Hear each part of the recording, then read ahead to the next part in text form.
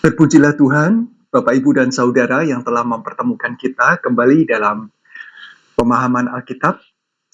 Wow, kita sangat bersyukur dengan kesempatan yang Tuhan berikan. Mari kita berdoa. Bapak, Engkau sangat baik memberikan waktu dan kesempatan bagi kami untuk kembali mengenal Engkau lebih akrab lagi. Dan melalui firman Tuhan di masa lampau, banyak pelajaran yang bisa kami pakai untuk konteks di masa kini Tuhan. Khususnya ketika pribadi, kami sedang membahas satu pribadi, dan itu kami menyadari bahwa kami pun mengalami dan punya godaan yang sama seperti pribadi tersebut.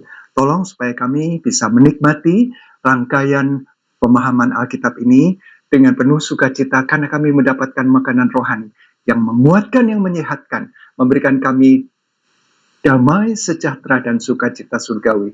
Ini doa kami, terpujilah nama Tuhan, mohon bimbingan Tuhan. Di dalam nama Tuhan Yesus kami berdoa. Amin.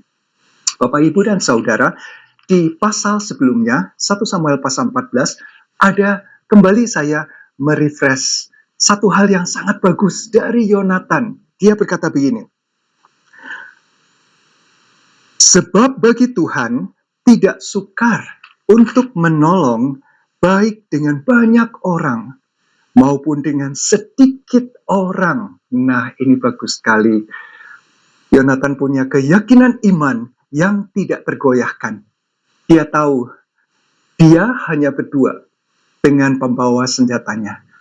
Pasukan Israel sedang dikepung pasukan Filistin yang begitu banyak seperti pasir di tepi pantai katanya. Tetapi dia melihat Tuhan yang jauh berkuasa melampaui otoritasnya di atas segala-galanya. Nah, kita saat ini belajar tentang Saul, ayah dari Yonatan yang menjadi raja pertama dari umat pilihan Allah, Israel. Dan kita lihat, pribadi ini kali ini dia benar-benar melakukan sesuatu yang tidak berkenan kepada Tuhan.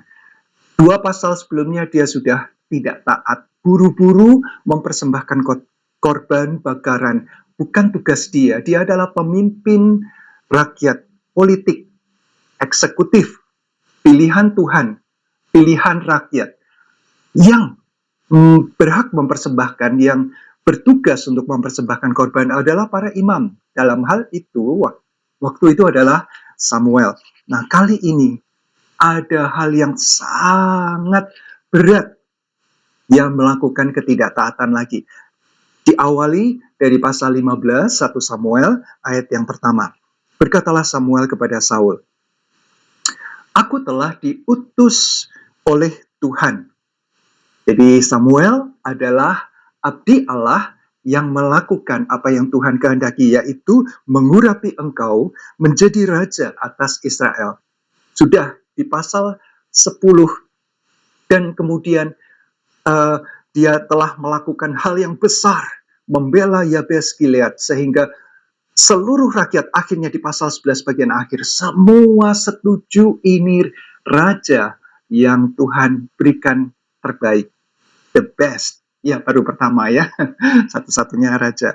Dan sudah membuktikan diri. Nah, engkau menjadi raja atas Israel umatnya, oleh sebab itu, dengarlah bunyi firman Tuhan. Ini pembukaan yang resmi sekali, formal, dan harusnya ini menggetarkan. Karena berarti pesan, perintah dari Tuhan itu penting untuk dilakukan sepenuh hati dengan ketaatan yang juga penuh seutuhnya, gitu ya. Karena diawali dengan pembukaan yang, ingat ya, waktu diangkat pesan, waktu diurapi pesan dari Samuel yang mendapatkan perintah dari Tuhan untuk mengurapi Saul. Perintahnya adalah, engkau harus sungguh-sungguh dengan setia, dengan taat melakukan apa yang menjadi perintah kehendak Tuhan. Itu yang Tuhan sampaikan. Kalau tidak taat, nah ada konsekuensinya. Pernah Saul tidak taat dan Samuel sudah mengingatkan. Sebenarnya Tuhan mau mengokohkan, ya, anaknya bagus sekali. Itu adalah jenderal yang boleh, dan itu dibuktikan di pasal 14 yang lalu, ya, anaknya sangat istimewa. Tetapi di pasal ini kita lihat perintah Tuhan yang serius ini begini. Beginilah firman Tuhan semesta alam. Aku akan membalas apa yang dilakukan orang Amalek kepada orang Israel. Amalek kali ini, ya, sebelumnya Filistin.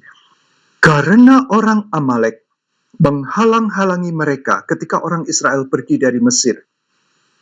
Itu kisahnya ada di Ulangan 25, nanti kita akan lihat. Jadi pergilah sekarang, ini perintahnya, kalahkanlah orang Amalek, tumpaslah segala yang ada padanya, dan janganlah ada belas kasihan kepadanya.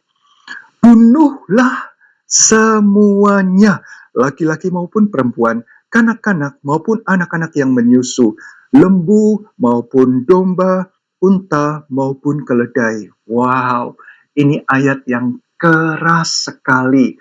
Dan ini menjadi alat untuk menyerang kekristenan. Khususnya menyerang Tuhannya orang Kristen yang model seperti ini.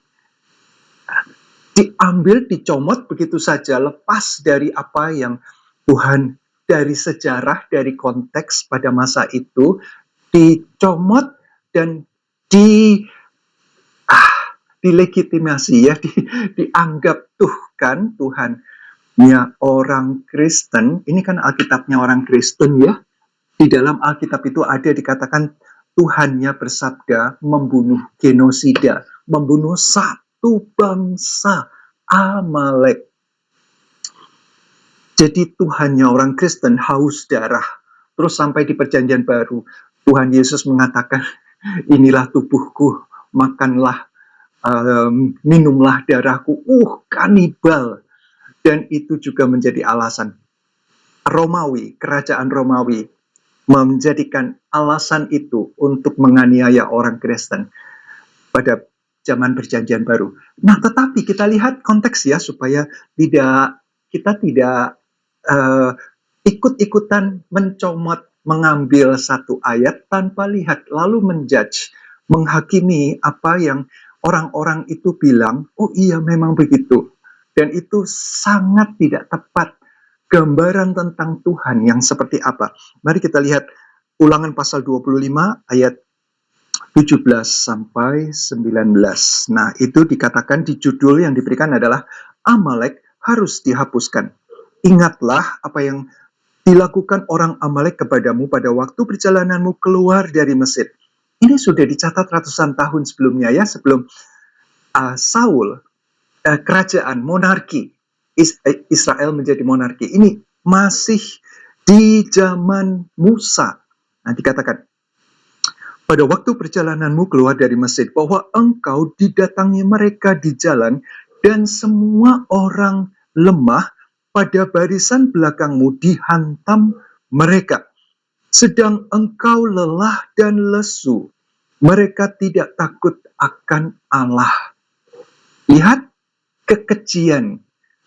Mereka baru dikejar, baru keluar dari Mesir, dan mereka, orang Israel, ya, orang Israel itu lelah, letih karena habis-habisan mereka melarikan diri, lolos dari lubang, melalui lubang jarum, maut itu udah dekat sekali, ya, pasukan Mesir. Jadi mereka melintasi laut Tebrau itu sampai keluar. Nah, Amalek itu ada di bagian selatan dari tanah perjanjian. Jadi ketika mereka keluar, di sebelah timurnya Mesir, mereka menuju ke tanah Kanaan, diserang dari belakang.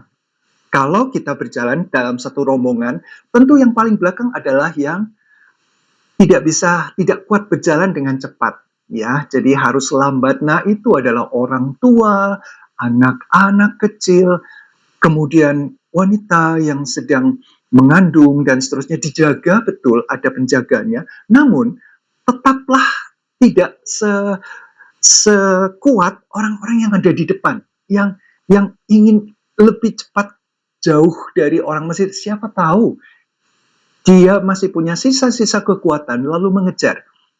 Nah, yang di depan dipandu oleh tiang awan, tiang api, namun tetaplah yang di belakang itu yang tidak bisa berjalan dengan seperti yang lain. Ya, di belakang orang Amalek hantam dari belakang. Jadi lihat, licik dan kejam, keji, dan dikatakan, maka apabila Tuhan Allahmu sudah mengaruniakan keamanan kepadamu daripada segala musuhmu di sekeliling, di negeri yang diberikan Tuhan Allahmu kepadamu untuk dimiliki sebagai milik pusaka, maka haruslah engkau menghapuskan ingatan kepada Amalek dari kolong langit. Janganlah lupa. Nah, Tuhan tidak pernah lupa apa yang difirmankannya. Tuhan konsisten. Dan orang Amalek itu menabur, melakukan sedemikian banyak kejahatan, bukan cuma pada orang Israel. Bahkan dalam catatan yang ada, buktinya ada, maksudnya catatan tablet yang ada di Mesir, mengatakan bahwa ini adalah bangsa yang sungguh-sungguh durhaka. Anak-anak, bayi-bayi, mereka korbankan kepada dewa-dewi mereka, orang Amalek. Dan orang Amalek itu adalah cucu dari Esau. Jadi sebenarnya keturunannya ada keturunan Yakub, ada keturunan Esau. Dan Tuhan sudah katakan, Esau aku benci. Kenapa? Karena tindakannya, bukan karena Tuhan pilih kasih kepada Yakub yang kemudian menjadi Israel namanya, tetapi memang Esau ini orang yang gagah berani, pemburu ulung, menjadi orang yang sangat kuat, tetapi mengandalkan kekuatannya dan bertindak semena-mena. Maka cucunya Amalek dan akhirnya menjadi bangsa yang besar, nomaden, berpindah-pindah, mengembara. Jadi begitu ada sesuatu yang menarik di sana, ada sumber makanan, minuman, atau apapun yang mereka butuhkan, maka ada mereka ke sana. Sebagian mungkin utusan untuk mencari tahu, kemudian mereka menyerang titik lemah. Nah, orang Israel pada saat itu lemah, dan paling lemah adalah di belakang. Mereka serbu dari belakang. Jadi Tuhan murka. Catatan-catatan yang menunjukkan bahwa mereka kejam, bahkan dari bangsa sendiri, anak-anak mereka, bayi-bayi mereka, wanita adalah kaum yang lemah, ditindas, apalagi kepada bangsa lain. Jadi kalau pada keluarga mereka saja mereka tidak mengasihi, bertindak begitu di luar akal sehat manusia, nurani manusia, apalagi kepada bangsa lain. Dan itu mereka lakukan kepada bangsa-bangsa di sekitarnya. Maka Tuhan ingin agar mereka mendapatkan upah mereka, hukuman. Israel sudah cukup kuat. Nanti kita lihat pasukannya banyak. Saul telah melakukan perbuatan-perbuatan yang gagah berani pada akhir dari pasal 14. Sudah menunjukkan bahwa dia memang adalah pemimpin yang kuat. Strateginya cukup baik, walaupun anaknya lebih baik lagi dan lebih berani dan lebih beriman kepada Tuhan. Jadi perintah itu akhirnya digenapi, diulang kembali. Tuhan tidak akan lupa dengan perintahnya dari Ulangan 25 sampai 1 Samuel 15. Dan itu adalah tugas penting sekali, mewujudkan apa yang Tuhan sudah perintahkan sebelumnya, jauh sebelumnya. Dan sepanjang dari perintah itu jadi orang Israel diserang dari belakang oleh Amalek sampai pada saat Tuhan menyampaikan perintah ini melalui Samuel kepada Saul, itu banyak kejahatan yang terus-menerus dilakukan oleh orang Amalek. Nah, lalu Saul memanggil rakyatnya berkumpul dan memeriksa barisan mereka di Telaim. Ada 200.000 orang pasukan berjalan kaki dan 10.000 orang Yehuda. Nampaknya dari suku Yehuda selalu diistimewakan jumlahnya ya. Dipisahkan. Bukankah Yehuda salah satu dari 12 suku? Jadi orang Israel lengkapnya itu 12. Tapi kenapa selalu disebut Yehuda? Ada terpisah gitu. Sepertinya ini memang adalah pasukan elit. Jadi 10.000, tetapi 10.000 ini punya kekuatan yang istimewa, punya mungkin ya daya juang dan keterampilan bertempur yang berbeda. Jadi diberikan sebuah pembedaan. Yang ini 200.000, yang ini 10.000. Kenapa tidak langsung 210.000 pasukan Israel? Ya, menarik. Jadi ini adalah, nah, setelah Saul sampai ke kota Amalek, disuruhnyalah orang-orang menghadang di lembah. Berkatalah Saul kepada orang Keni, berangkatlah, menjauhlah, pergilah dari tengah-tengah orang Amalek, sebab supaya jangan kulenyapkan kamu bersama-sama dengan mereka. Bukankah kamu telah menunjukkan persahabatanmu dengan orang Israel ketika mereka pergi dari Mesir? Sesudah itu, menjauhlah orang Keni dari tengah-tengah orang Amalek. Nah, sama-sama orang Keni itu adalah suku yang mengembara, nomaden. Nah, rupanya dua suku ini, Keni cuma kecil. Suku Kenites ya, suku bagian dari Midian itu tidak banyak dibandingkan Amalek. Jadi ada kesempatan di mana mereka mengembara bersama dan mereka ada di tengah-tengah orang Amalek, orang Keni. Menarik, orang Keni itu adalah kaum atau suku yang mertua dari Musa. Yetro adalah orang Keni. Kemudian ketika keluar dari Mesir, ada perjumpaan yang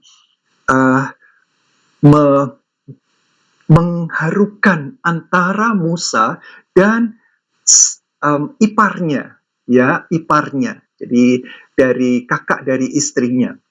Istrinya adalah keturunan anak dari Yetro, orang Keni, orang Midian. Nah, kemudian keluar dari Mesir, Musa meminta, ayo ikutlah kami. Tuhan akan memelihara bersama-sama. Nah, tetapi suku iparnya mengatakan, pergilah dengan damai, kami ada di wilayah kami. Jadi mereka berpisah baik-baik. Jadi mereka tetap. Dan Keni ini punya banyak cerita sampai pada ke hakim-hakim. Nah, kita ingat ada Deborah dan Barak. Ada Sisera, musuhnya, jenderal perang yang luar biasa dengan sekian ratus kereta yang hebat. Nah, ketika Barak itu jenderal dari Israel minta tolong Deborah, mereka maju bersama. Sisera akhirnya kalah, melarikan diri ke sebuah kemah orang Keni. Lalu minta perlindungan di sini. Berikan aku minum, aku lelah sekali. Yael, seorang perempuan yang ada di kemah karena suaminya tidak sedang bekerja atau sedang ikut berperang mungkin. Nah, Yael itu memberikan sekirbat susu kepada Sisera. Dalam kelelahan Sisera minum dan kemudian dia tertidur lelap. Yael tahu apa yang dia harus kerjakan. Dia ambil patok kemah, dia tembuskan patok itu dari pelipis sampai tembus ke sana. Sisera mati di tangan Yael, orang Keni. Deborah dan Barak yang berperang, tetapi Yael, karena Deborah sudah bilang, kemenangan ini ada di tangan seorang perempuan.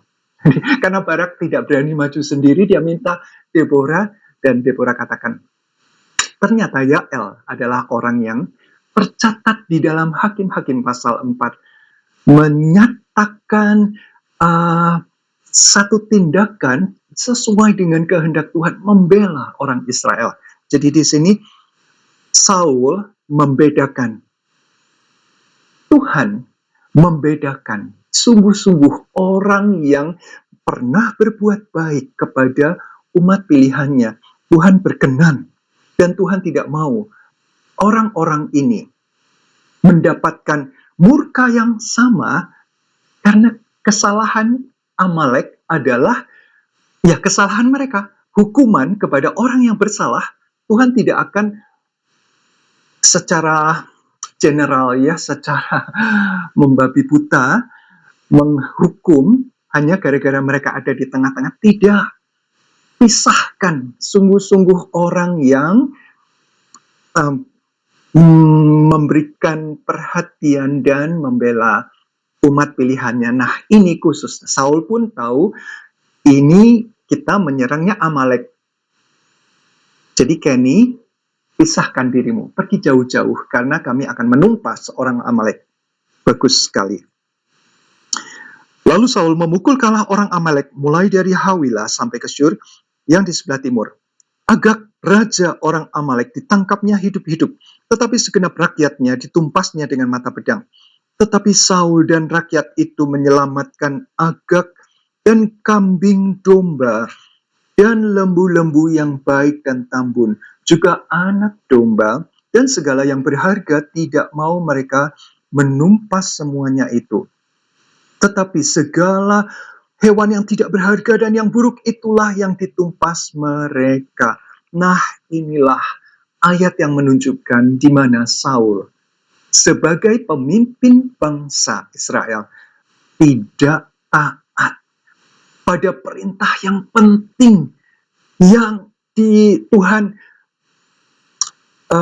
Saatnya sudah tiba. Apa yang dulu sudah disampaikan itu waktunya sekarang, karena pasukan sudah banyak, kuat, establish, sudah stabil, konsisten kerajaan itu, kekuatannya mampu untuk mengalahkan Amalek. Saatnya tiba.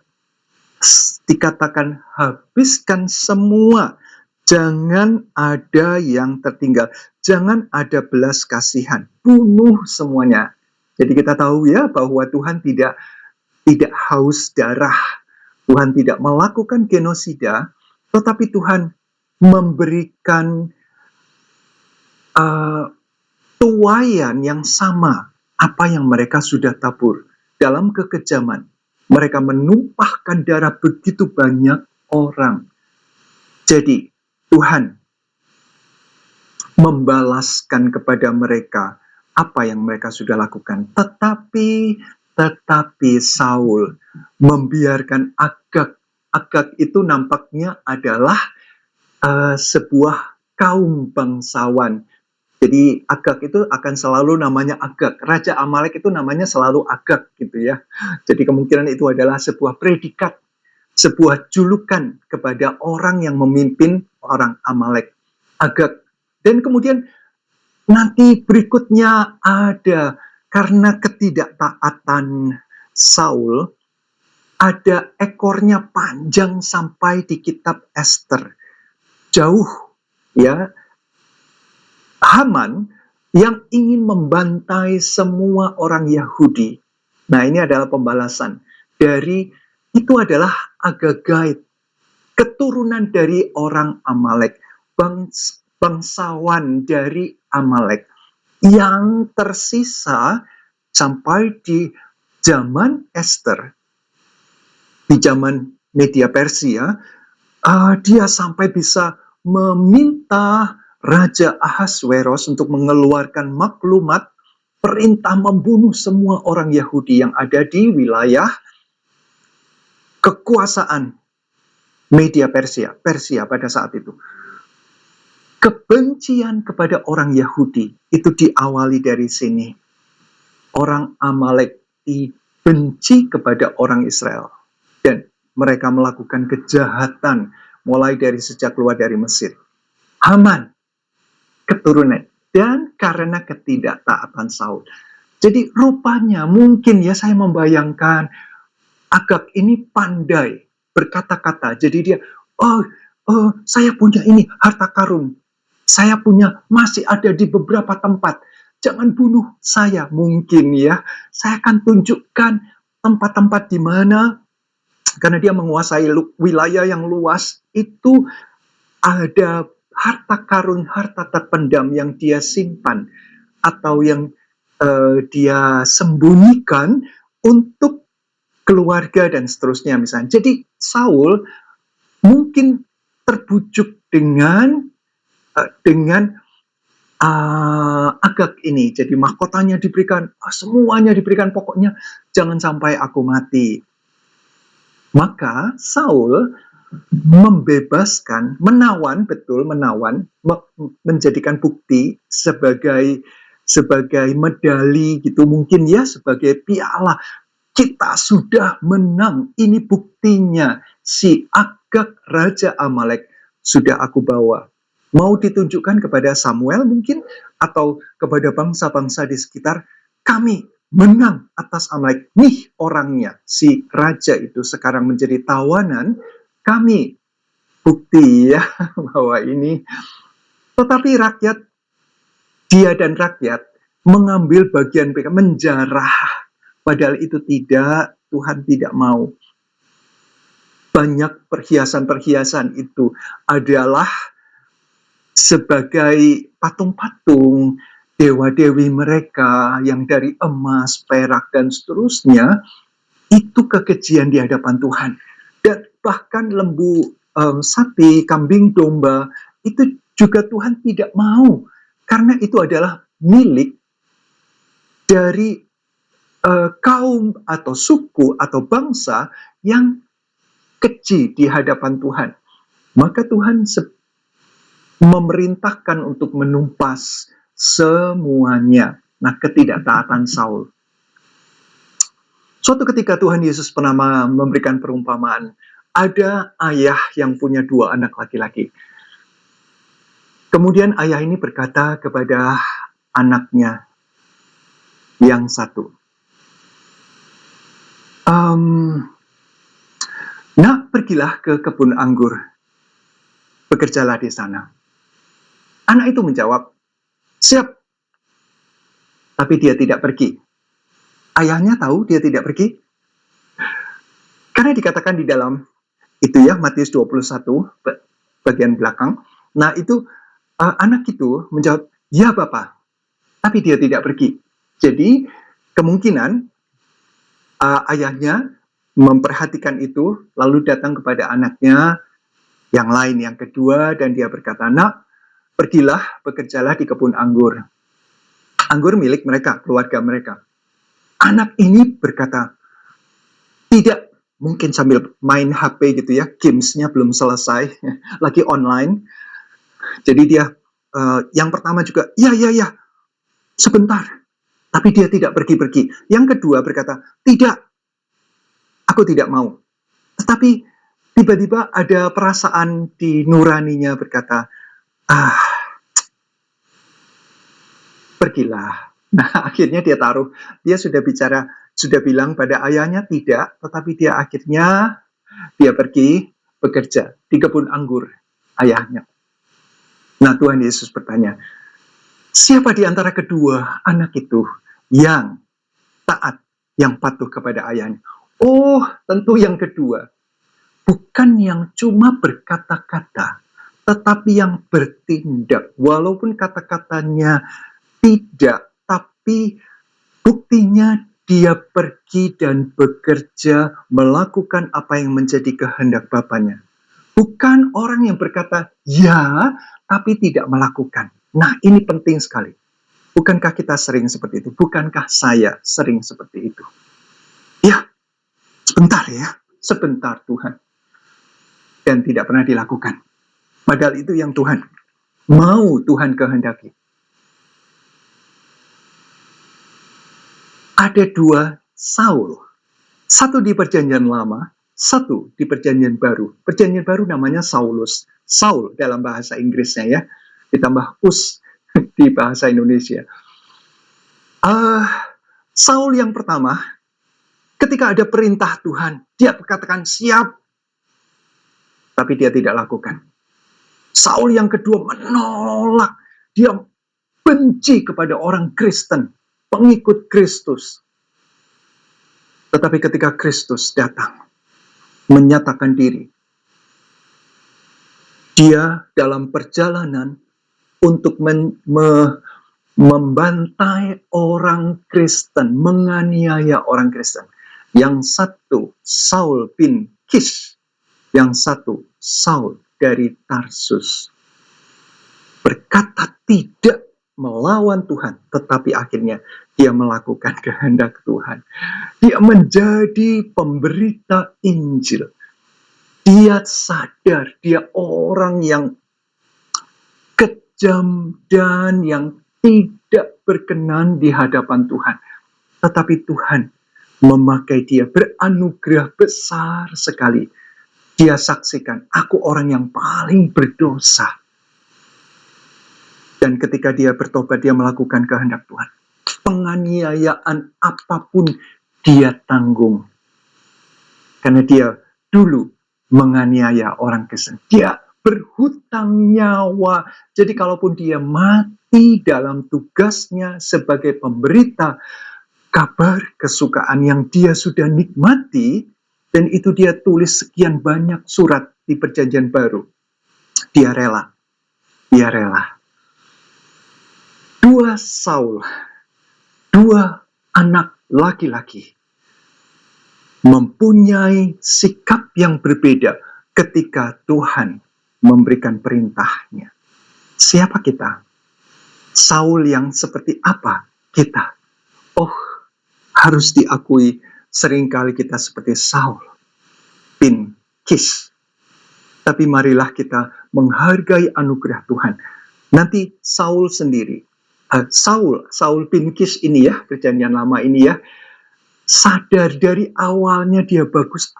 Aku siapa sih? Aku dari kaum yang paling kecil, yang paling hina. Dia sadar diri. Ketika diminta untuk menjadi raja, dia sembunyi di balik peralatan, perlengkapan.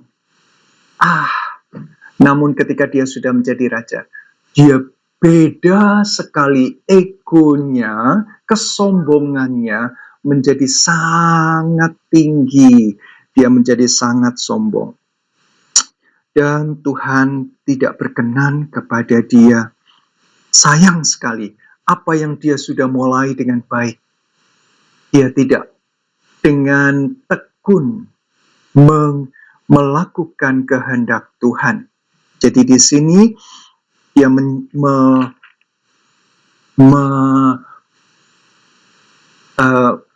menyelamatkan ya, membiarkan Agag, orang Amalek, raja Amalek itu hidup, dan juga binatang-binatang yang bagus dan barang-barang segala yang berharga dikatakan ya, menjarah, padahal Tuhan tidak suka. Lalu datanglah firman Tuhan kepada Saul demikian. Datanglah firman Tuhan kepada Samuel demikian. Aku menyesal karena aku telah menjadikan Saul raja. Tuhan menyesal. Nah, mari kita akan bahas, tapi kita lanjutkan dulu. Menyesalnya karena telah menjadikan Saul raja, sebab ia telah berbalik daripada aku dan tidak melaksanakan firman-Ku. Itu adalah pernyataan dari Tuhan. Sebenarnya itu sudah pernah disampaikan ya kepada Saul, tetapi kali ini sungguh-sungguh dikatakan Tuhan menyesal. Di dalam Bilangan pasal 23, di ayat yang ke-19 dikatakan, Allah bukan manusia yang berdusta, atau anak manusia yang menyesal. Nah, mari kita lihat. Tuhan tidak pernah mendustai, berbohong, mengingkari apa yang Tuhan sudah sampaikan. Tuhan itu konsisten dan Tuhan akan melakukan apa yang sudah difirmankannya. Tidak akan berdusta. Tidak akan berdusta. Karena Tuhan bukan manusia. Manusia berdosa dan dusta, kebohongan adalah bagian dari keberdosaan manusia. Tuhan Maha Kudus, Tuhan yang Maha benar. Tidak ada dusta, kebohongan, karena itu bukan pribadinya. Pribadinya begitu agung, mulia, tidak ada kebohongan. Dan Tuhan tidak ada penyesalan. Ketika Tuhan memberikan, ini ayat ini jelas ya, sebab ia telah berbalik daripada aku.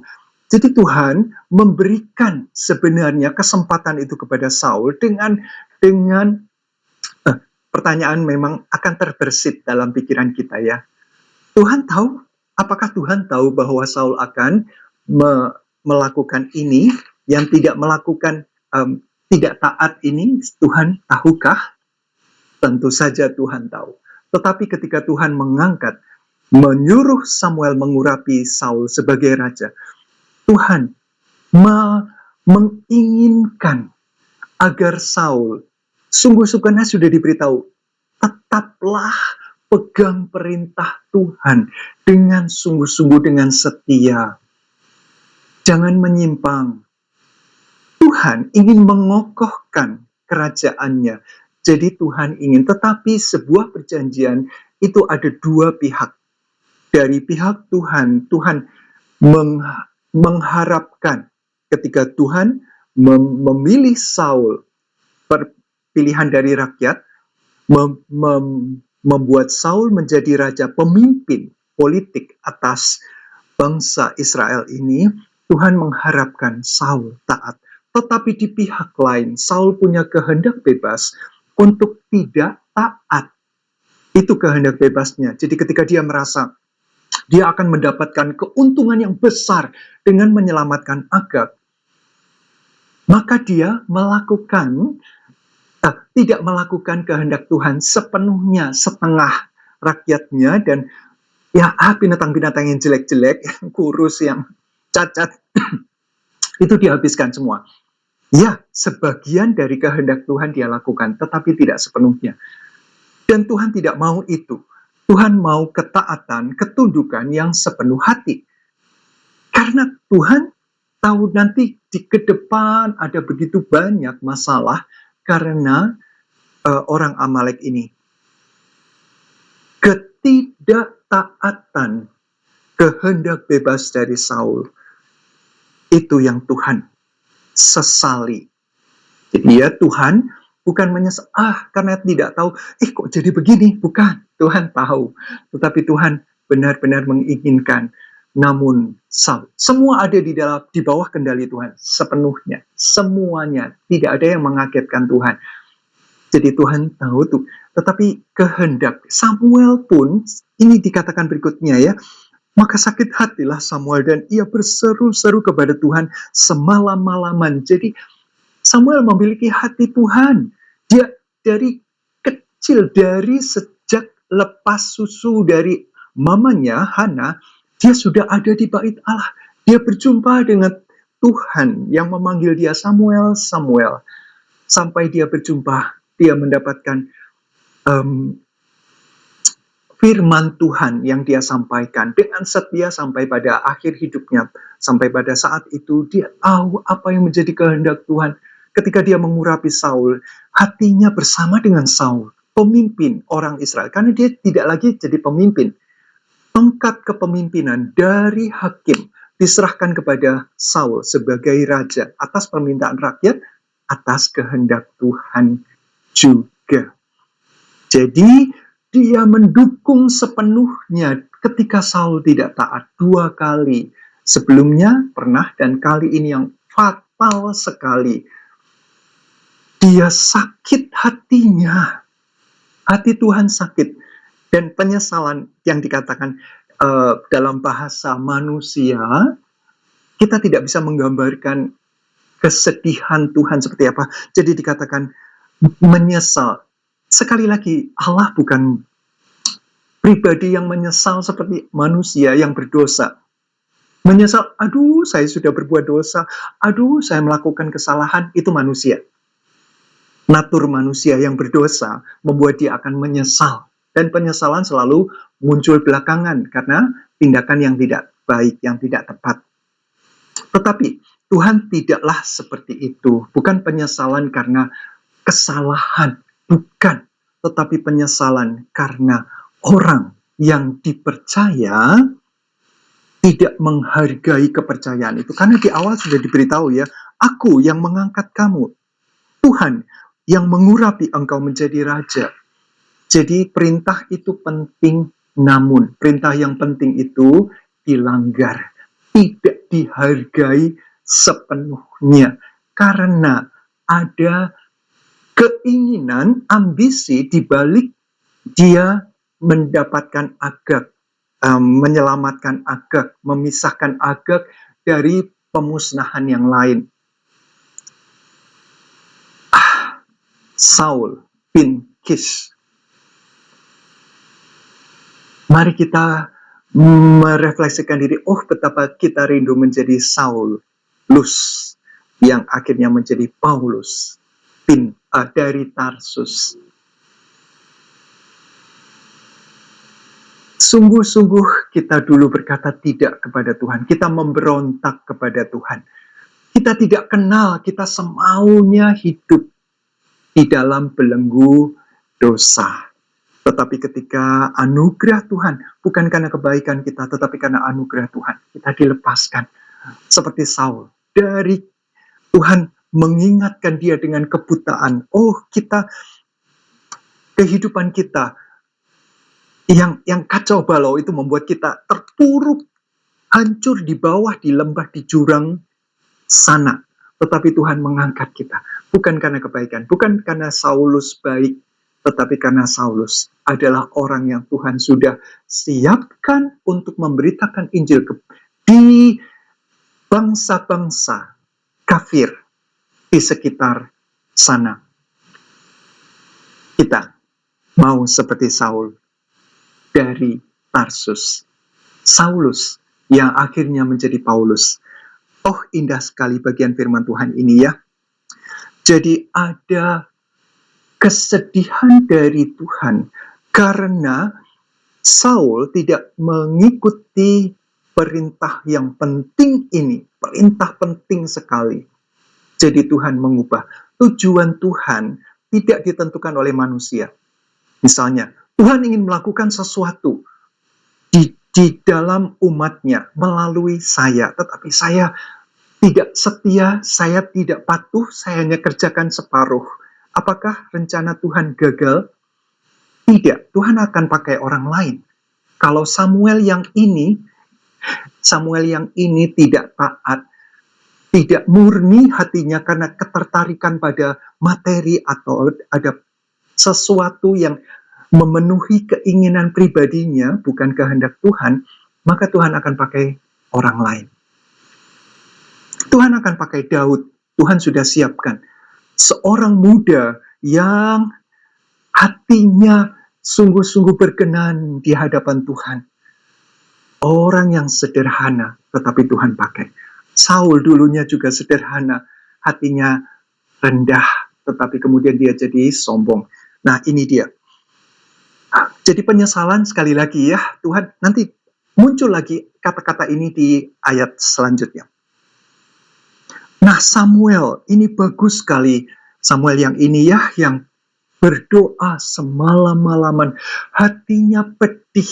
Nah, ini adalah pemimpin rohani yang sungguh-sungguh.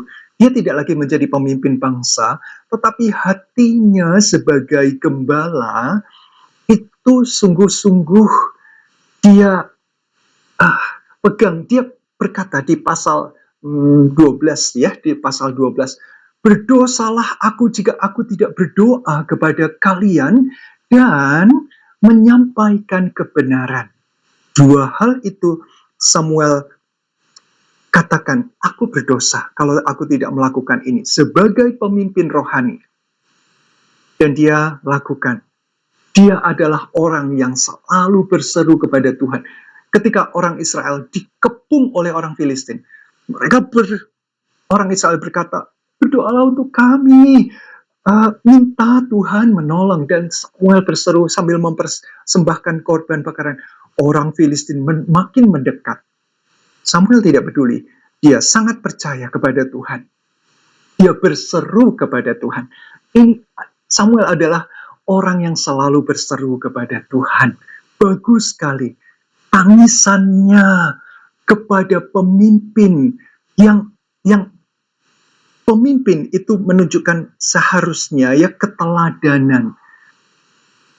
Memiliki hati yang tunduk kepada pemimpin yang paling atas. Nah, ini yang sering dilupakan. Kalau orang sudah di atas, lupa ya. Mari kita berjaga-jaga. Kalau kita ada di atas, pemimpin keluarga, bertanggung jawabnya kepada Tuhan. Apapun yang terjadi di dalam keluarga ini, tanggung jawab ayah. Kalau ayah tidak ada atau ayah yang absen, maka ibu, mama. Kalau absen, mungkin anak yang tertua atau siapapun di dalam keluarga itu yang mengenal Tuhan, yang berdoa syafaat. Nah, ini intercession.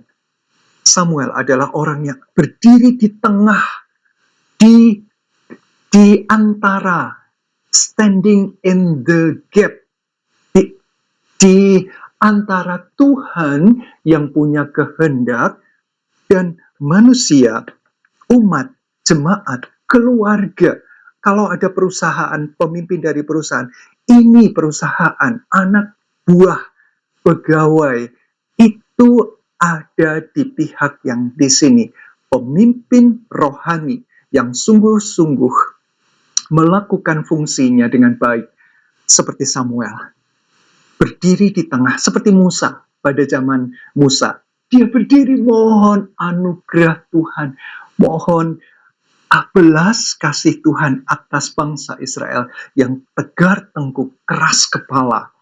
Nah, Samuel di antara Saul yang berambisi, egonya besar sekali. Dan Tuhan, dia berdoa, dia menangis semalam-malaman. Kata malam dikontraskan dengan ayat berikutnya. Lalu Samuel bangun pagi-pagi. Dia berdoa semalam-malaman, bangun pagi-pagi. Jadi tidurnya berapa jam ya? Oh, pemimpin rohani yang hatinya terarah kepada Tuhan. Dan ketika umat yang dibimbing secara rohani ini menjauh dari Tuhan, dia tidak ingat waktu, dia tidak ingat diri sendiri. Dia sungguh-sungguh menyampaikan kerinduannya, tangisannya, seruannya kepada Tuhan. Sungguh-sungguh sepenuh hati. Jadi mungkin hanya 1-2 jam tidur, sekian jam saja, tidak apa-apa. Tetapi dia sudah tuangkan sepenuhnya, Tuhan, berbelas kasihlah akan bangsa ini. Kalau pemimpinnya seperti ini, rakyatnya seperti apa? Nah, itu dia nanti kita akan lihat. Samuel bangun pagi-pagi untuk bertemu dengan Saul, tetapi diberitahukan kepada Samuel demikian. Saul telah ke Karmel tadi, dan telah didirikannya baginya suatu tanda peringatan. Kemudian ia balik dan mengambil jurusan ke Gilgal. Kita ingat Gilgal adalah markas. Dan di sanalah Samuel akan berkeliling Rama, Gilgal, Betel untuk melayani Tuhan, untuk mempersembahkan korban di sana. Dia ke Karmel. Untuk apa? Mendirikan baginya suatu tanda peringatan. Apa itu? Di dalam beberapa versi di bahasa Inggris dikatakan monumen. Ya, ada yang mungkin menafsirkan itu patung. Ya, mereka punya kemampuan untuk membuat patung lembu emas, kita ingat ya, bagus sekali patung-patung di Mesir. Oh, patungnya luar biasa artistik, patung dewa-dewa mereka. Bisa juga ini berupa tumpukan batu, menara kecil yang ada nama Saul di sana, Saul bin Kish. Mungkin ada keturunannya, Yonatan, ada ayahnya. Jadi satu tanda peringatan, kemudian apa yang dia pencapaian, achievement, karya hebat nasional dia, taraf nasional, mengalahkan musuh dari Yabes Gilead, kemudian mengalahkan orang Filistin. Padahal itu Yonatan ya, anaknya, yang dia justru mengacau balaukan dengan sumpah yang absurd, yang tidak masuk akal, nggak boleh makan sampai menang sepenuhnya.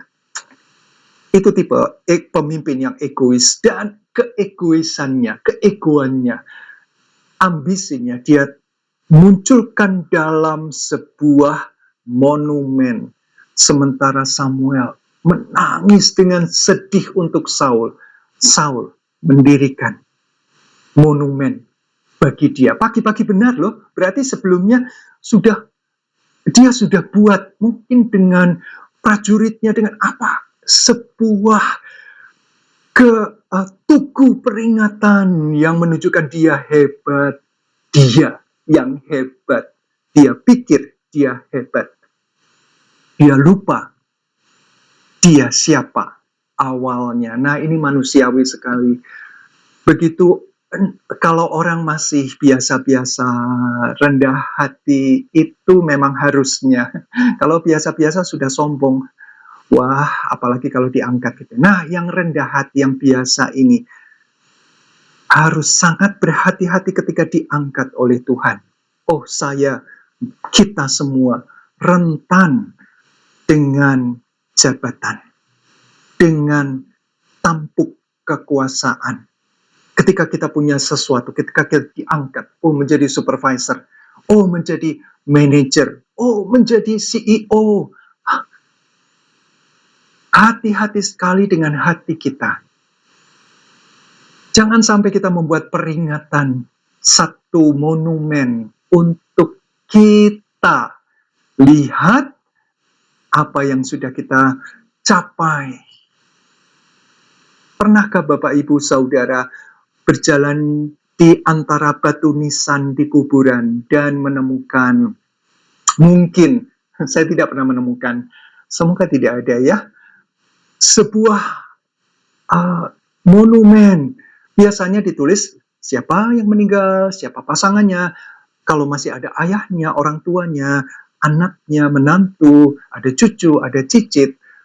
Tapi tidak ada pencapaian, pada CV-nya ya, kurikulum vitae-nya ditulis di batu nisan, pada saat ini dia menjabat sebagai ini, pada tahun sekian sampai sekian dia menjadi presiden dari perusahaan ini, lalu terus sampaikan.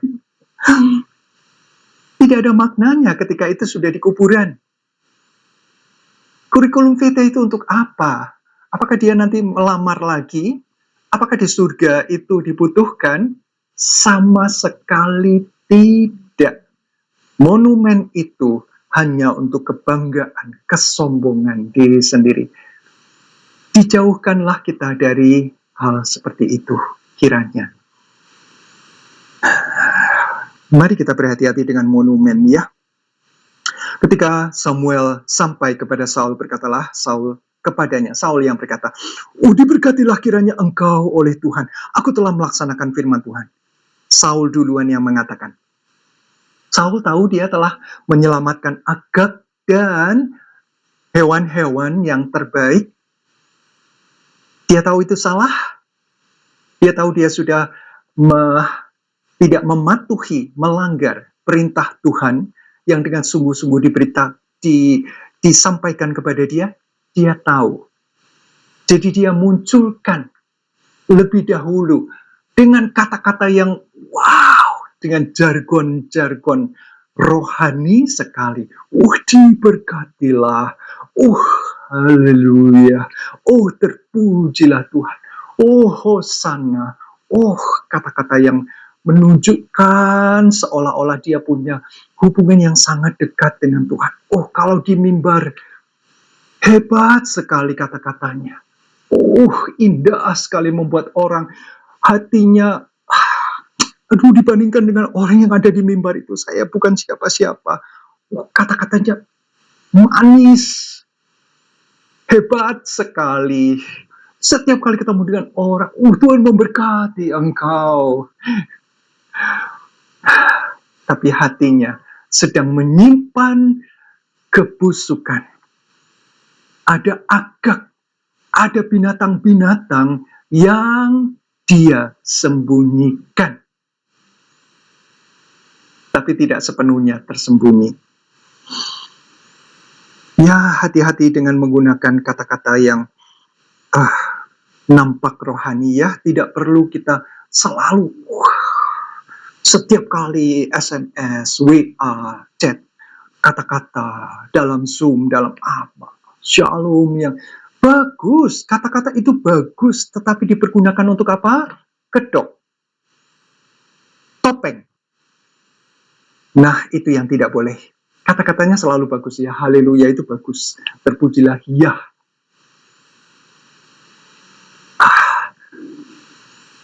Kita bisa menggunakan kata-kata itu dengan tulus tanpa maksud tersembunyi atau menyembunyikan sesuatu yang supaya kita tampak baik. Kemunafikan. Tidak perlu. Tidak perlu. Biasa saja. Bagaimana keadaanmu? Baik. Terima kasih. Bagaimana keadaanmu? Tidak harus selalu dengan luar biasa Tuhan menyertai kita. Luar biasa berkat Tuhan melimpah dan boleh. Tetapi sungguhkah kita mengalami keluar biasaan Tuhan dengan hati yang penuh tunduk?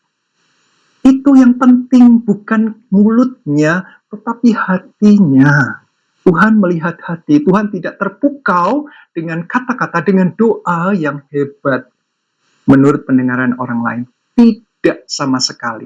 Itu kita akan lihat contoh dari pasal ini. Supaya kita berhati-hati. Tetapi kata Samuel, nah ini dia. Samuel tidak tertarik dengan kalimat yang indah, sapaan yang nampak menghargai dia. Tidak. Samuel tidak butuh pujian, Samuel tidak butuh berkat, diberkatilah kiranya engkau. Tidak butuh. Samuel hatinya dekat dengan Tuhan. Dia menyampaikan firman Tuhan. Dia to the point seperti apa yang Tuhan mau. Kalau begitu, apakah bunyi kambing domba yang sampai ke telingaku? Dan bunyi lembu-lembu yang kudengar itu? Nah, Samuel tidak menjawab sapaan dari Saul yang sedemikian indah. Samuel tidak peduli. Dia peduli dengan apa yang Tuhan kehendaki. Dan apa yang disembunyikan, itu yang Samuel dengar.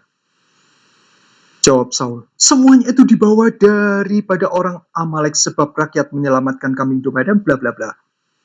Dengan maksud untuk mempersembahkan korban kepada Tuhan Allahmu. Nah, menarik, ini terjemahannya dari bahasa asli dan terjemahan literal dalam bahasa Indonesia, banyak dalam bahasa Inggris ya. Literal itu artinya diterjemahkan sesuai dengan kalimatnya. Kalau itu kata benda, maka diterjemahkan kata benda.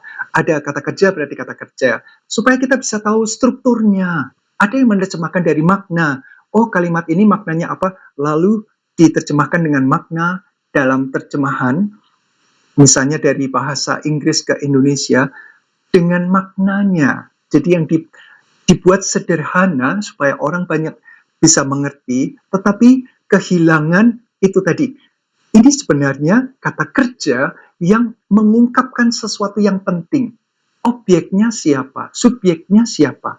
Nah, itu yang kadang-kadang kehilangan ketika ada terjemahan yang menafsirkan dari makna itu.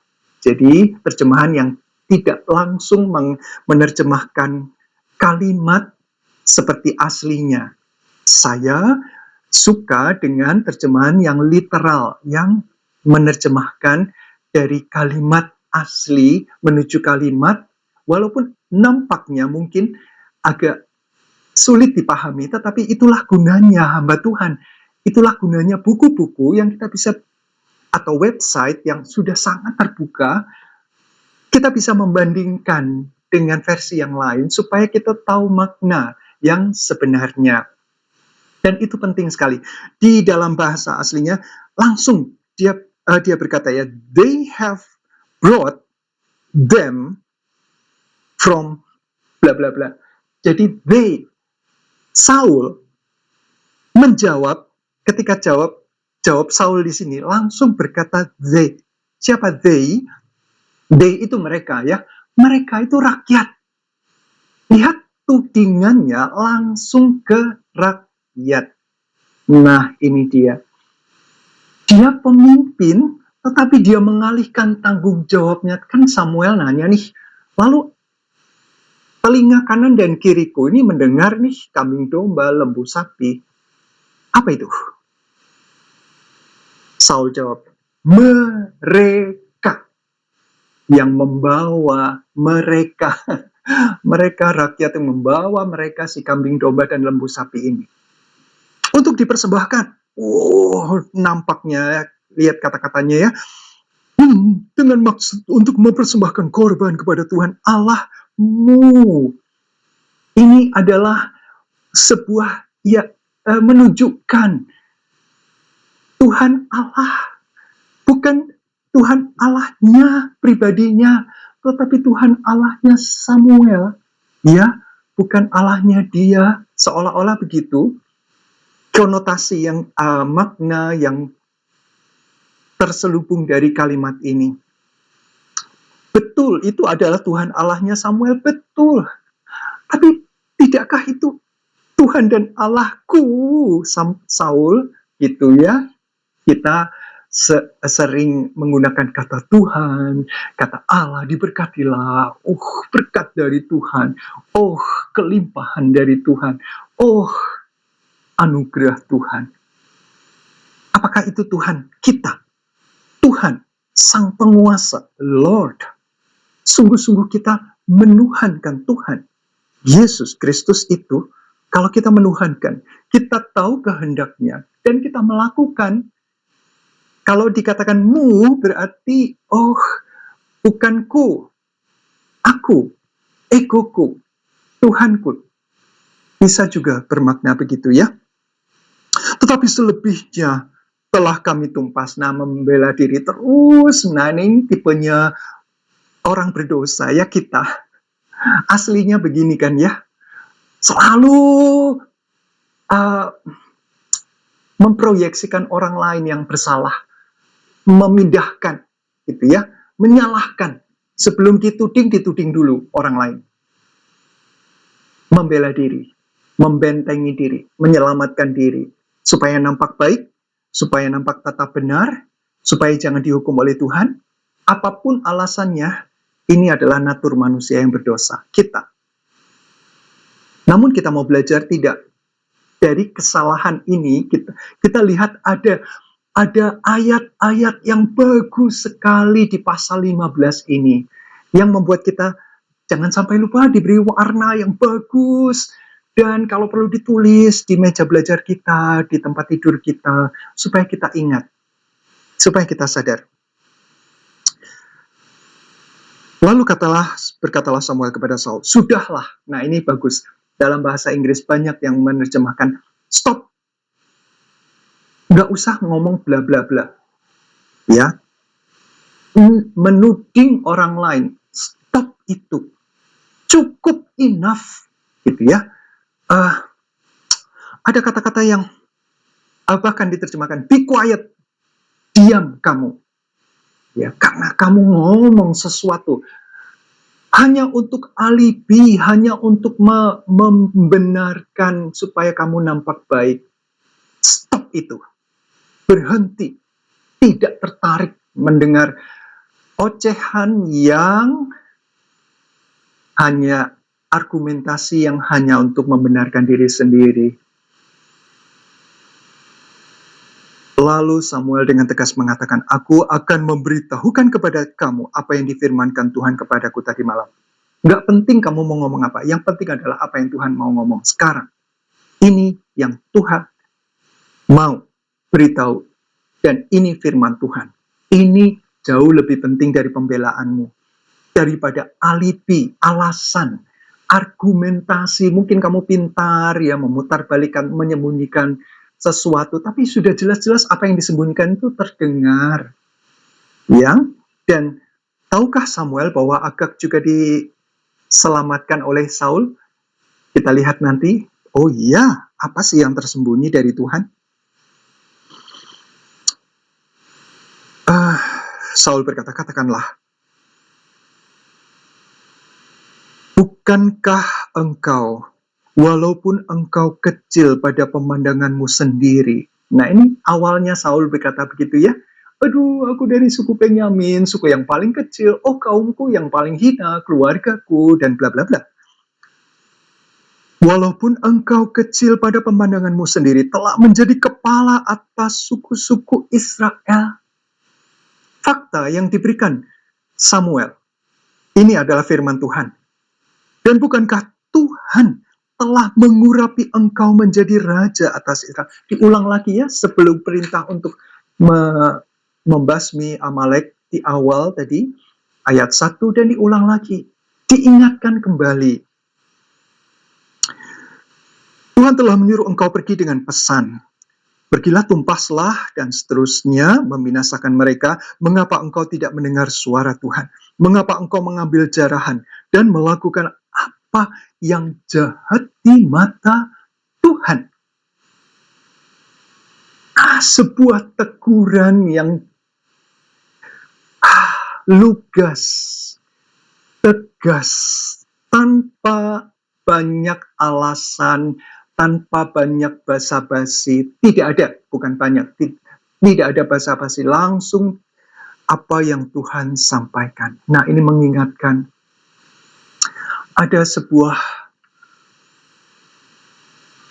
lagu lama sekali.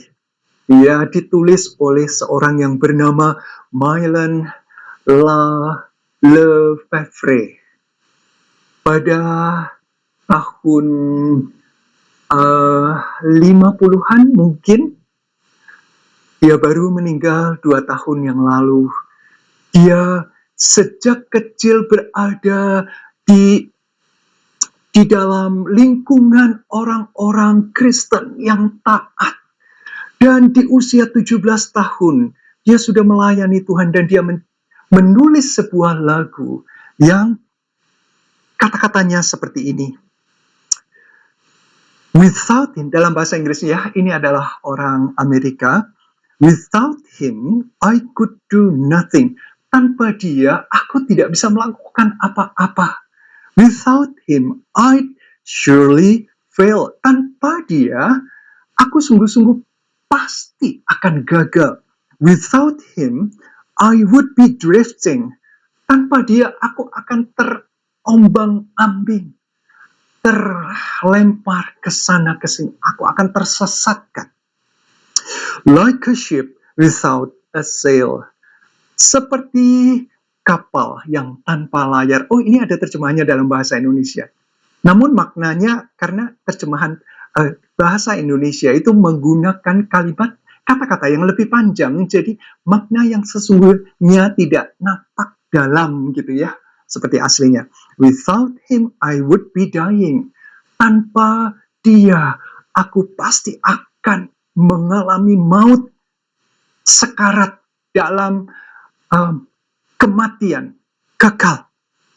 Without him, I'd be enslaved. Tanpa dia, aku akan diperbudak. Benaria diperbudak oleh dosa, diperbudak oleh dunia, sistem dunia ini. Without him, life would be worthless. Tanpa dia, hidup ini tanpa makna, tidak layak untuk apa-apa. Sungguh-sungguh ada kevakuman, kehampaan dalam kehidupan tanpa dia, Tuhan Allah. Gitu ya, nanti disebutkan siapa dianya. But with Jesus, thank God, I am saved. Tetapi dengan Yesus ini dia nama pribadi.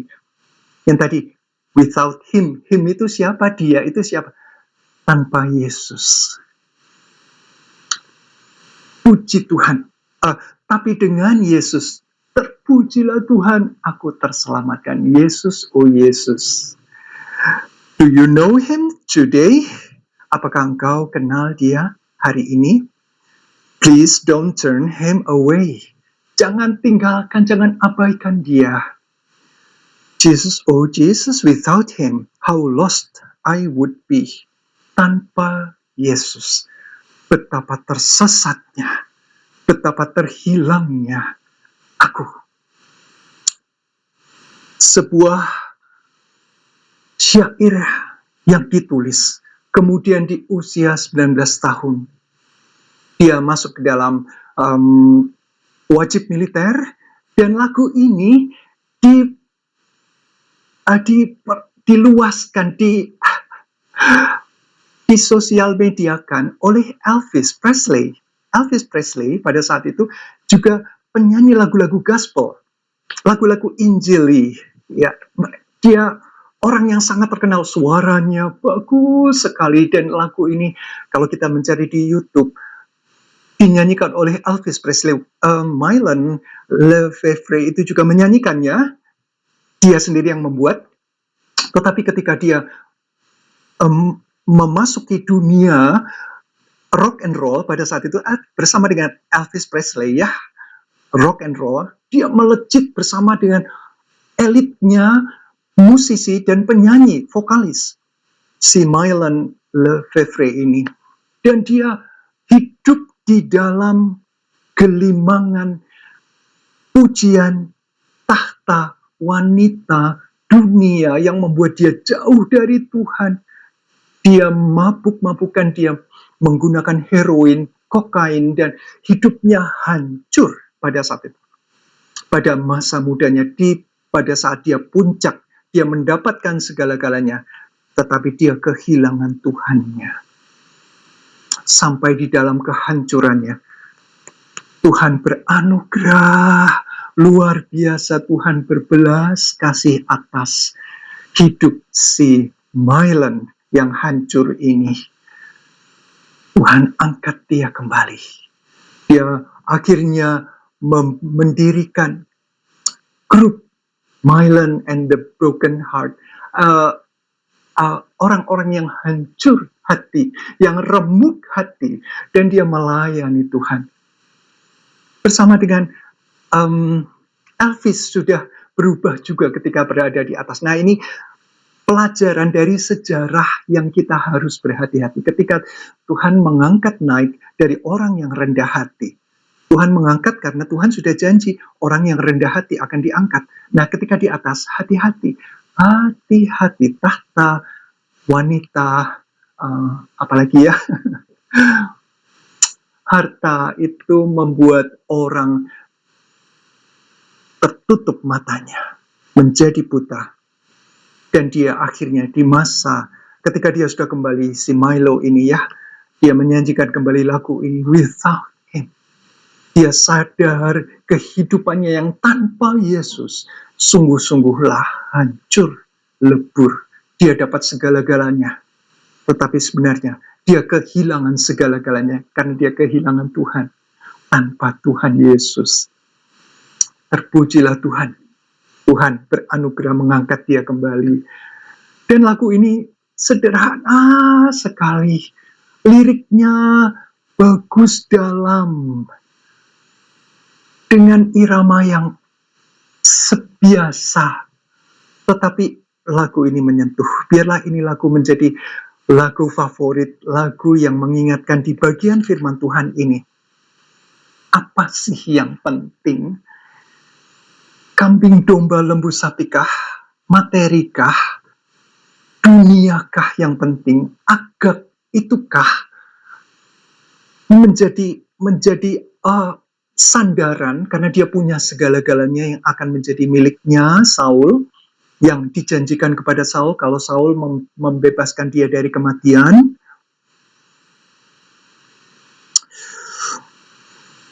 itu jahat di mata Tuhan. Lalu kata Saul kepada Samuel, akhirnya ya setelah ditembak langsung apa yang dia sembunyikan, apa yang dia tutupi dengan nampak rohani itu tadi, dengan kata-kata yang penuh jargon-jargon rohani, akhirnya dia mengaku, aku memang mendengarkan suara Tuhan dan mengikuti jalan yang disuruh Tuhan kepadaku, dan aku membawa Agag orang Amalek, tetapi orang Amalek itu sendiri telah kutumpas. Tetapi rakyat mengambil jarahan itu, kambing domba dan seterusnya, untuk mempersembahkan korban kepada Tuhan Allahmu di Gilgal. Masih ada excuse di situ ya, walaupun sudah dibuka topengnya, dia masih nunjuk rakyatnya, dan dia merasa dia masih melakukan suara dan jalan yang disuruh Tuhan. Aku membawa Agag, tetapi orang Amalek itu sudah ketumpas. Masih beralasan excuse demi excuse untuk menyatakan egonya masih kuat. Tetapi jawab Samuel, apakah ini bagian yang sangat penting. Ini sangat penting bagi kita. Harus kita perhatikan sungguh-sungguh, apakah Tuhan itu berkenan kepada korban bakaran dan korban kesembelihan sama seperti kepada mendengar suara Tuhan, obeying the voices of God, of the Lord. Ada kata obey, taat, dan ada kata voice, suara dari Tuhan. Nanti akan muncul kembali. Korban bakaran dan korban sembelihan memang diperintahkan untuk dilakukan, tetapi Tuhan melihat hati. Nah, ini dia ya, sesungguhnya mendengarkan, to obey, taat, patuh, lebih baik daripada korban sembelihan. Nah, ini yang selalu harus kita ingat. Tuhan melihat hati kita patuh, taat, dengan ketundukan, telinga kita mendengar, terbuka dengan firman Tuhan, dengan kehendak Tuhan, itu jauh lebih penting. Memperhatikan jauh lebih baik daripada lemak domba-domba jantan. Tuhan suka lemak, karena itu lemak dikhususkan. Termasuk darah itu dipercikkan khusus untuk Tuhan.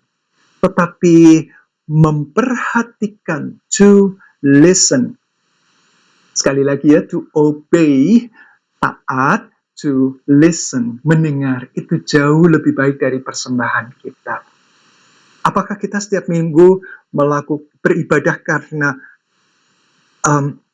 dan ketika persembahan dengan bangga kita masukkan, atau kita melalui transfer dengan kebanggaan, nih Tuhan, lihat nominalnya segini Tuhan, serius Tuhan, saya berharap 30 kali lipat, 60 kali lipat, 100 kali lipat. Oh, memberikan persembahan karena itu.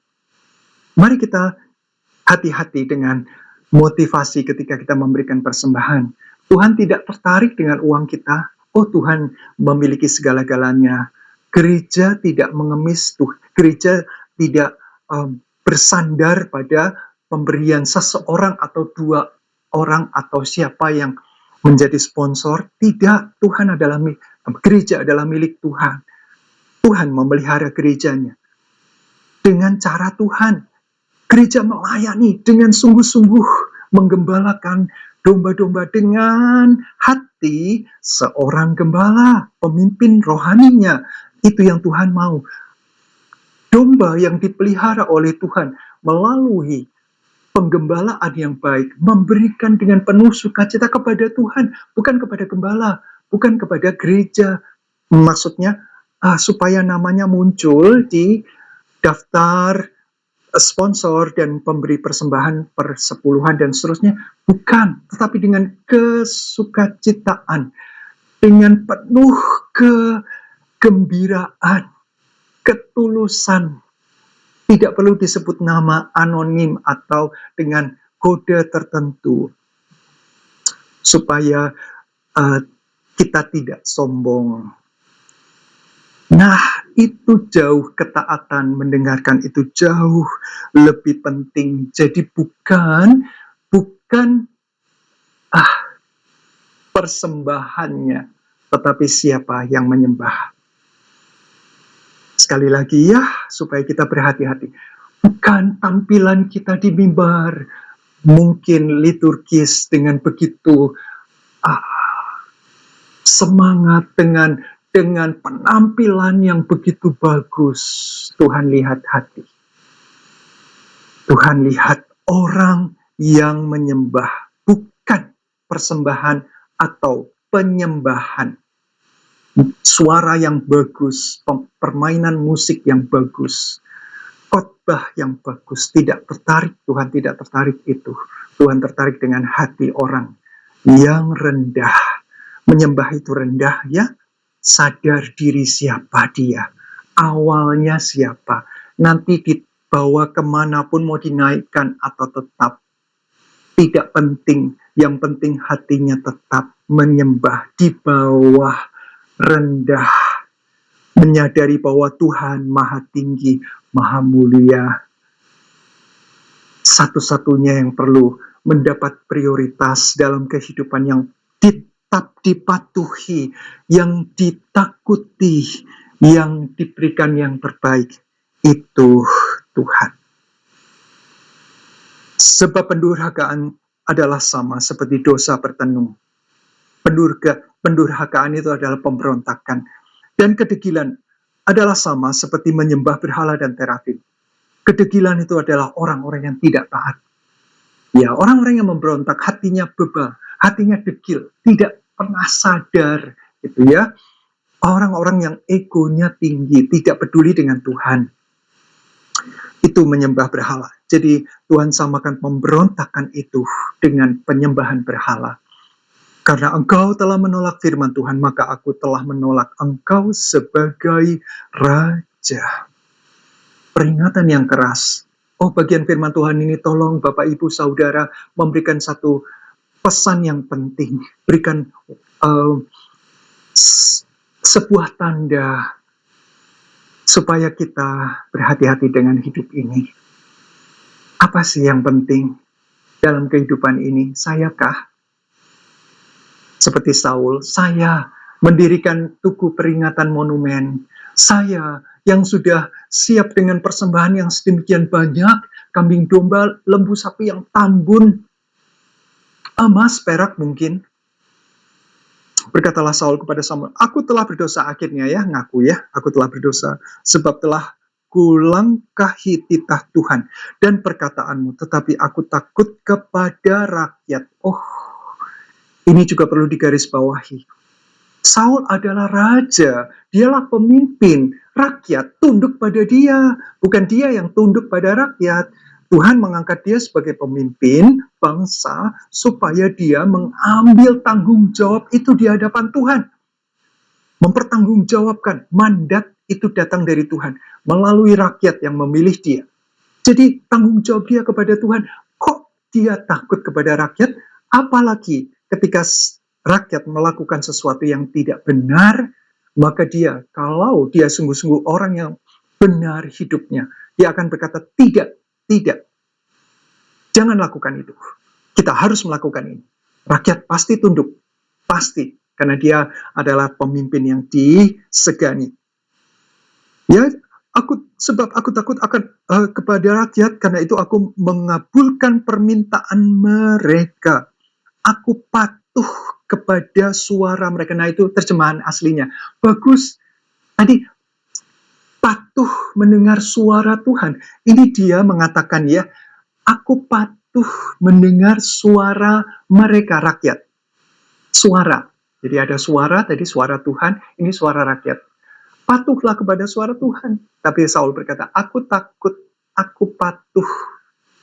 Aku takut, maka aku patuh pada suara rakyat.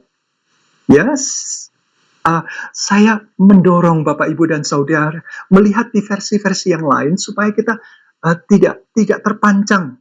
Ada makna yang bagus ketika kita melihat versi literal, terjemahan literal ya, kalimat kata per kata begitu. Literasinya kelihatan bagus di situ. Maka sekarang ampunilah kiranya dosaku, kembalilah bersama-sama dengan aku, maka aku akan sujud menyembah kepada Tuhan. Dia tahu dia salah, tapi dia minta kembali bersama aku ke Gilgal, karena rakyat sudah menunggu di sana untuk mempersembahkan korban. Korbannya juga sudah siap. Tetapi jawab Samuel kepada Saul, aku tidak akan kembali bersama-sama dengan engkau sebab engkau telah menolak firman Tuhan. Sebab itu Tuhan telah menolak engkau sebagai raja atas Israel. Karena kebebasan Saul, kehendak bebas Saul memilih untuk tidak taat, maka Tuhan menolak dia. Itu yang Tuhan katakan menyesal. Oh, tujuan Tuhan tetap akan tercapai, Tuhan tidak pernah gagal. Tetapi kalau orang ini gagal, Tuhan akan berikan orang lain. Itu membuat kita berhati-hati ya, kalau kita sungguh-sungguh melakukan kehendak Tuhan. Mari kita setia sampai akhir, bertekun, panjang sabar, apapun yang terjadi. Orang lain merendahkan kita, orang lain menghina kita, menjegal, menjatuhkan kita. Silakan, itu urusan dia dengan Tuhan. Kita tetap melakukan, jangan karena tekanan, ya ini rakyat tadi ya, kita tidak usah takut dengan siapapun. Ini penting sekali. Kita tidak usah takut. Mari kita berkata, aku tidak takut pada siapapun, aku takut pada Tuhan. Nah, takut akan Tuhan itu terwujud dalam kehidupan, tingkah laku, tindakan, dan perkataan, cara berpikir dan merasakan sesuai apa yang Tuhan mau. Kalau kita melakukan itu, kita hidup dalam kebenaran, tidak usah takut siapapun dia, tidak usah takut. Dia punya otoritas, baik, kita tunduk pada otoritas, tapi bukan dengan ketakutan. Bukan dengan ketakutan. Takut itu hanya kepada Tuhan saja. Kalau kita sungguh-sungguh takut akan Tuhan, hidup kita akan hidup di dalam kebenaran, kekudusan. Dan tidak ada yang perlu kita takuti. Tidak ada yang merasa kita perlu menyesal. Kita tidak perlu merasa bersalah, karena kita memang tidak bersalah. Kalau salah, ya kita harus merasa bersalah. Kita harus minta ampun, memperbaiki, menanggung konsekuensi dari kesalahan kita. Ya, yang kita lakukan dengan sengaja. Kalaupun tidak sengaja, tidak bisa tidak perlu menjadi beban. Oh, karena saya tidak tahu saya melakukan kesalahan. Oke, orang akan tahu. Kalaupun orang tidak tahu, tidak apa-apa. Ya, tidak apa-apa. Ini dia. Ketika Samuel berpaling hendak pergi, maka Saul memegang punca jubah Samuel, tetapi terkoyak. Nah, ini gambar ini. Gambar yang tampil di background virtual ini ya. Samuel berbalik untuk pergi, tapi Saul pegang. Nah, nampaknya Saul ada kemarahan karena kesombongan dia. Ya, karena dia merasa, aku raja. Nah, itu dia katakan. Dia munculkan dalam kata-kata. Sebelum dia munculkan dalam kata-kata, dia lakukan tindakan. Dia pegang punca jubah Samuel. Dia tarik. Samuel jalan, jubahnya ditarik. Ya, sobeklah itu. Terkoyaklah kain. Ya, bukan kain yang bagus. Samuel tidak menggunakan kain sutra atau kain yang bagus sekali mutunya. Jadi mungkin Saul orang yang kuat. Ya, Samuel juga di usia yang lanjut bukan berarti dia orang yang lemah. Jadi ketika dua-duanya punya kehendak yang berbeda, maka robeklah jubah itu. Berkatalah Samuel kepadanya, Tuhan, itu sebagai simbol, sebagai lambang, ya ini gambar ini ya, sebagai lambang Tuhan telah mengoyakkan daripadamu jabatan raja atas Israel pada hari ini, dan telah memberikannya kepada orang lain yang lebih baik daripadamu. Lagi, Sang Mulia dari Israel, oh bagus sekali kalimat ini, Sang Mulia dari Israel tidak berdusta dan ia tidak tahu menyesal, sebab ia bukan manusia yang harus berdosa. Ini sebuah uh, uh, penjelasan tadi dikatakan Tuhan menyesal. Aku menyesal telah menjadikan Saul raja, ya. Bukan penyesalan sebagai seperti manusia yang berdosa karena sudah salah di dalam mengambil keputusan, menunjukkan manusia yang tidak tahu apa yang akan terjadi di masa depan. Tuhan tahu, Tuhan sempurna. Rencana Tuhan tidak pernah gagal. Tetapi karena kehendak Saul, kehendak bebas Saul, dia mengambil langkah yang membuat Tuhan sedih. Tuhan akan menunjukkan koreksi dengan mengambil orang lain. Tujuannya tetap tercapai, orangnya beda. Karena orang yang harusnya melakukan, tidak melakukan. Jadi Tuhan menolak dan Tuhan memilih orang yang hatinya berkenan. Tuhan tidak pernah menyesal. Tuhan tidak pernah berdusta. Tetapi kata Saul, aku telah berdosa.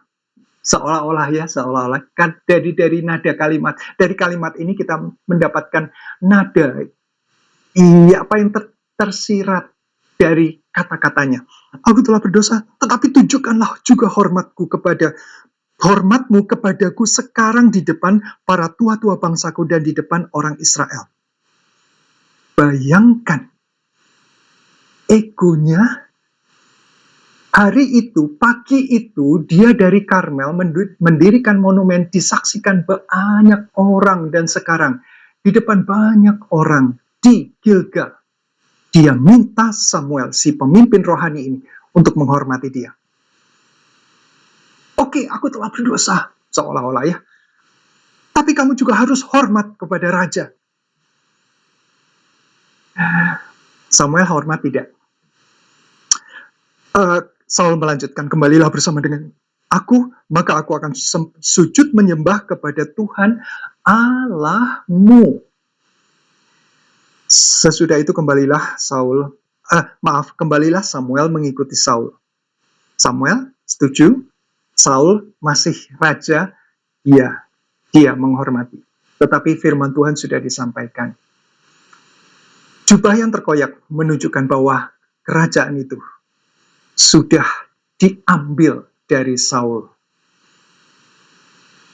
Lalu Saul sujud menyembah kepada Tuhan. Secara fisik dia mau tunjukkan kepada rakyat bahwa dia tetap menghormati Tuhan.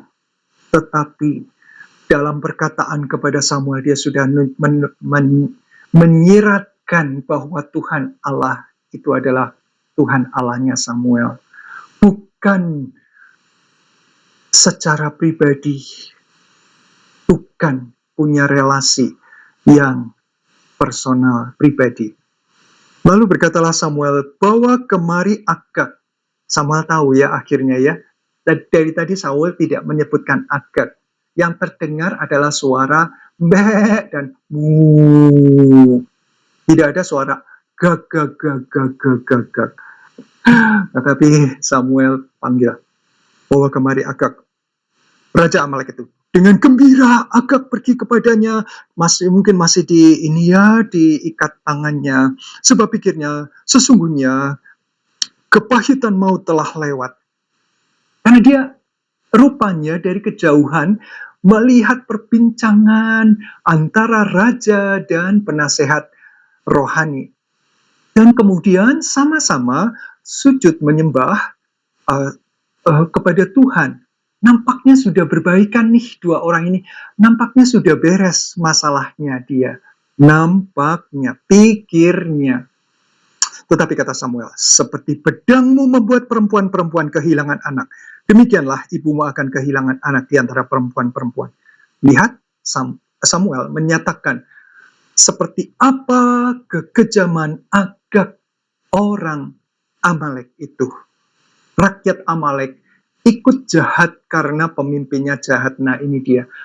Sekali lagi betapa pentingnya pemimpin. Kalau pemimpin rohaninya seperti Samuel yang berseru kepada Tuhan, berdosalah aku kalau aku tidak berdoa kepada Tuhan terhadap kamu dan berhenti menyampaikan kebenaran Tuhan, berdosa.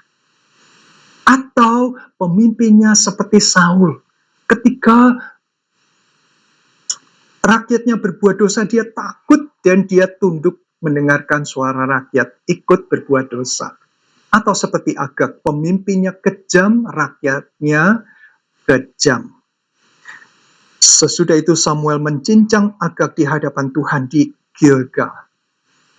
Apa yang Agag tabur, dia tuai. Samuel hanyalah alat. Agag suka memenggal-menggal, memotong-motong, mutilasi korbannya. Dia mengalami apa yang dia lakukan. Samuel kejam ya, Tuhan kejam ya. Kalau tidak tahu konteks, kita akan mengambil kesimpulan yang dangkal sekali. Tetapi ketika kita tahu apa yang terjadi, maka kita tidak akan mengambil kesimpulan yang seperti itu. Kemudian Samuel pergi ke Rama, tetapi Saul pergi ke rumahnya. Sampai hari matinya Samuel tidak melihat Saul lagi. Tetapi Samuel berduka cita karena Saul. Dan Tuhan menyesal karena dia menjadikan Saul raja atas Israel. Sekali lagi, mari kita punya pemahaman yang benar. Penyesalan Tuhan itu seperti apa? Kesedihan, kepiluannya, yang juga dirasakan oleh Samuel. Tuhan kita penuh belas kasih. Tuhan kita punya rencana, punya tujuan. Kalau kita sungguh-sungguh taat, kita menjadi alat, instrumen yang Tuhan pakai. Tetapi ketika kita mendapatkan sesuatu dan kita beralih dari melakukan kehendak Tuhan menjadi